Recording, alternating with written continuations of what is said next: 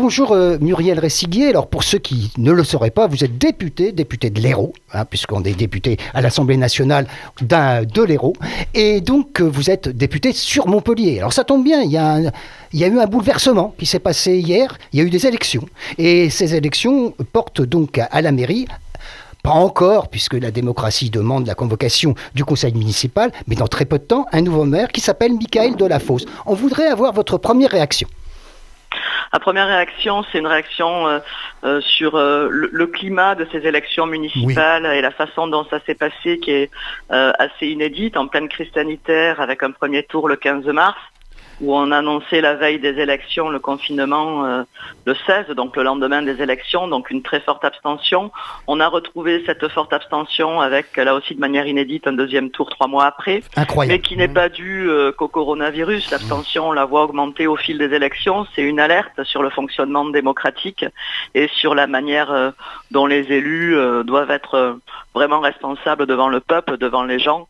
Et il faut, j'espère que ceux qui arriveront aux responsabilités maintenant s'attelleront à atténuer ce fossé entre les gens et les représentations de pouvoir. Et puis à Montpellier, on a un peu fait rire la France entière quand même, faut dire ce qui est avec Alors à Montpellier, ça a été pour moi un laboratoire de ce qui pourrait se passer au niveau national, peut-être pour les présidentielles. En tout cas, il s'est passé quelque chose.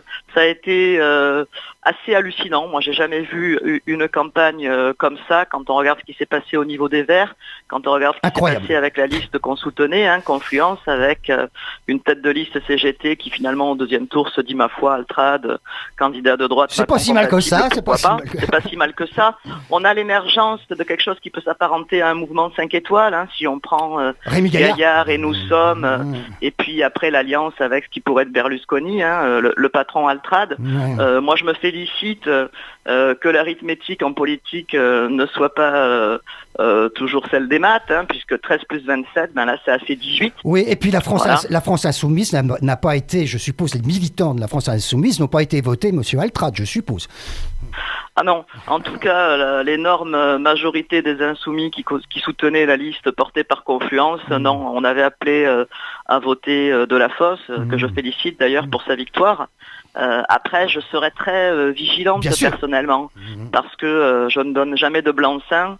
J'ai vu dans le programme tout ce qui concerne le bouclier social, avec notamment l'encadrement des loyers, avec la tarification éco-solidaire de l'eau, toutes ces mesures-là qui sont nécessaires. Montpellier, avec un taux de pauvreté toujours très fort, avec toujours beaucoup de gens mal logés. Il y a vraiment une urgence sociale, il y a également aussi une urgence écologique, mais pour moi qui ne peut se régler que par une politique réellement à gauche et véritablement à gauche. Donc voilà, vigilance, continuer à être présente dans les luttes, continuer à militer, parce que rien n'est jamais acquis et gagné. Mais quand même une satisfaction, c'est que le populisme à Montpellier fasse une entrée timide au conseil municipal. Ouais. Et puis je crois, pour Philippe Sorel, un des aveux essentiellement dû à sa pratique de la démocratie et à son incapacité à régler les problèmes du quotidien des gens, qui continuent à crever doucement dans une ville qui est si belle et qui a tant de potentiel. Oui, et puis on a bien compris, 30% de votants, c'est vraiment pas assez, nous sommes bien d'accord. Non, c'est pas assez et c'est très dangereux. Moi, je constate cette abstention de plus en plus importante à chaque élection, alors crise sanitaire ou pas crise sanitaire,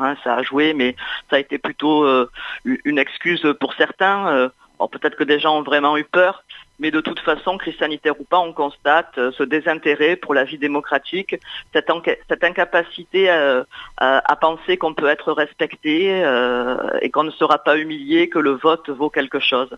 Et pourtant, c'est encore le seul endroit où une voix égale la voix de n'importe qui. Oui. Voilà, ou la voix d'un chômeur, ou la voix de ceux qui ne sont rien, comme dit Emmanuel Macron, vaut la même que celle des puissants. Voilà. Et si on perd ça, ça va être très dangereux et on peut avoir le bruit des bottes derrière. Voilà. Alors, une petite tristesse quand même pour Perpignan, plus de 100 000 habitants qui basculent au Rassemblement national avec l'extrême droite. Même si M. Alliot ne se réclame pas directement du Rassemblement national. Bien sûr. Mais attends, vous savez bien.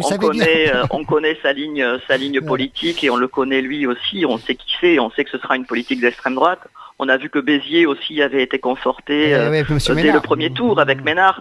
Donc il y a aussi une grande vigilance à avoir et c'est pareil, ceux qui vont être aux responsabilités auront le devoir aussi de répondre aux enjeux sociaux et écologiques pour pas que la France bascule dans quelques années, je pense notamment le présidentiel, vers l'extrême droite. Il y a de grosses difficultés. Il y a des on va grands vers dangers. une vague de licenciements aussi globale. Donc au niveau économique, ça va se tendre. On sent la rage aussi et la désespérance monter. Donc Montpellier, 7e ville de France, qui a été très regardée par le spectacle lamentable qu'elle a donné aux élections au premier tour, va l'être aussi pour sa capacité ou pas à mener une vraie politique de gauche et à redonner le sens et les valeurs de gauche. C'est tout l'enjeu. Et nous, notre rôle, je dis nous parce que derrière moi, il y a beaucoup de militants, ce sera d'être très vigilant, de pousser pour toutes les bonnes mesures, de combattre celles qui ne le sont pas, et de rester dans le réel et de rester dans les luttes. On va dire, vous êtes là, vous regardez et vous allez apporter votre part dans le débat qui va se mettre en place avec cette municipalité qui se réclame quand même d'union de la gauche. Il se réclame, on verra. Oui, qui se réclame d'une union de la gauche. Avec qui d'ailleurs on a discuté, nous, entre les deux tours. Moi, j'ai discuté avec Monsieur Delafosse. Entre les deux tours avec eux.